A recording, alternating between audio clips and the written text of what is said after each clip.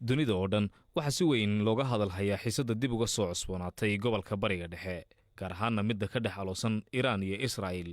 meelo badan ayaa durtaba waxaa laga dareemay saamayn cabsi dhaqaale oo caalami ah qiimaha shidaalka ayaa si weyn sare ugu kacay waxaa la isweydiinayaa waxaa dhici kara haddii iiraan ay xidho gacanka la yidhaahdo hormuus ee muhiimka ah kaasi oo saliidda caalamka ee maalin kasta marta lagu qiyaaso 17.2 milyan oo foosto cabsi amni oo barbar socotaa middan dhaqaalaha ayaa waddamo badan ay qabaan dalalka ku yaalla gacanka cadmeed oo soomaalidu ay ka mid tahay ayaana ugu horreeya sida ay qabaan aqoon-yahanada soomaaliyeed qaybtood oo b b c da u warramay waxaa ka mid ah brofesor axmed ismaaciil samatar oo muddo dheer culunta dhaqaalaha iyo siyaasadda ka dhigayey jaamacado ku yaalla maraykanka degma ahaan anigu ma arkayo wax dhibaataa oo ina soo gaaraysa amba dadka soomaalida ee geeska afrika degan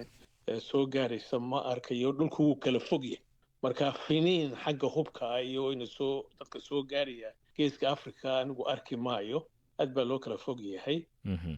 iyadoo dee wax kale ay dhacaan ma ogi oo nuclear war iyo waxaas hadday dhacaan dee taasi waa adduunyadoo dhan bay naafeynaysaa laakiin dhibaatadu waxay ka iman doontaa hadduu dagaalkani sii socdo dulwalba calaamadaheygii waad arkaysaa waxa weeye xagga dhaqaalaha dhowr amuurood markaa midi waxa weeye transportationka gaadiidka markaa maraakiibtii maraysay Suez kanaalka ee halkaa dee Gulf of Aden iyo xeebta Somaliland iyo Soomaaliya halkaa maraysa inay khatari timaado laga yaabo halkaa maraakiibtii ay khasaare ku yimaado aragtitaasi lamida waxaa qaba brofesor maxamed xaaji ingiriis oo cilmiga taariikhda ka bartay jaamacadda Oxford haatanna cilmi baadhe ka ah akaademiyadda hogaaminta afrika ee jaamacadda King's College ee magaalada London. waa maasantahay nuxmaan marka koowaad Soomaaliya horta waxay halbowle u tahay marinbadeedka bariga dhexe saliidda ka soo baxda ee la marinayo badaha caalamka ayaa meeshay usii dhaafto waa Soomaaliya badweynta Hindiya gacanka cadmeed iyo ilaa iyo Red Sea afka laga galo iyo kan looga baxo London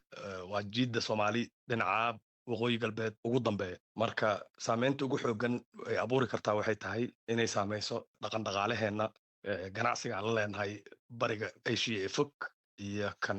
Yurub marka haddaba laga hadlayo dhinaca shidaalka iyo soo dejinta badeecadaha ee dalka Soomaaliya yimaada inta badan wax soo saarka wadamada geeska Afrika ayaa ah mid aad u hooseeya si gaar ah colaadaha iyo caqabadaha amniga ee dalka Soomaaliya ayaa waxay hoos u dhigeen wax soo saarkii beeralayda oo ay u dheer tahay abaaro soo noqnoqda iyo fatahaada ka jira meelaha qaybtood inkasta oo qiyaasaha la sameeyey sanadkii 2023 ee dhinaca dhoofka xoolaha ay muujinayaan qiyaastii xoolo lacag ahaan goynaya $1 bilyan oo dalka Sacuudi Carabiya ay Soomaaliya u dhoofisay haddana waxaa jira caqabado dhinaca dhoofka xoolaha ka taagan kuwaasi oo ay ugu muhiimsan yihiin in dalka Shiinuhu uu joojiyey dhoofinta xoolaha ee dalal Soomaaliya ay ka mid tahay taasi beddelkeedana maciishada inteeda badan oo ay ku jiraan cunooyinka maalinlaha ah waxay ka yimaadaan wadamada dibadda haddii ay colaadadani ku sii baahdo gobolka arrintani waxa ay saameyn kartaa helitaanka badeecadaha uu raashinku ugu horeeyo ee Soomaaliya ka soo gala dhinaca dibadda sida uu qabo Professor Maxamed Xaaji Ingiriis dhaqaalaheenu wuxuu aad ugu tirsan yahay waxa aan cunnaba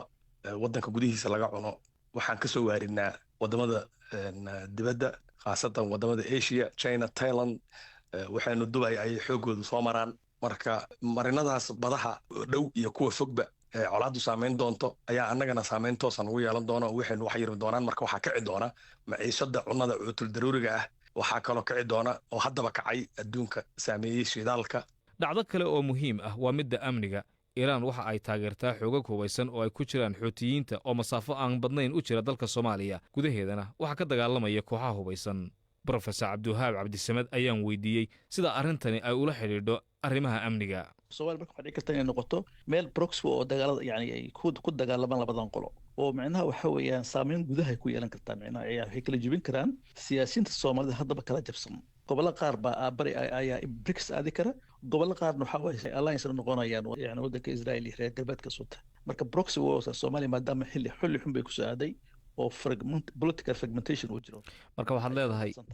leedahay kala qaybsanaanta siyaasadda Soomaalida ee gudaheeda ayaa waxay keeni kartaa in dhinacyo kala duwan ay la saftaan precisely taas mid weeyaan midda labaad waxa weeyaan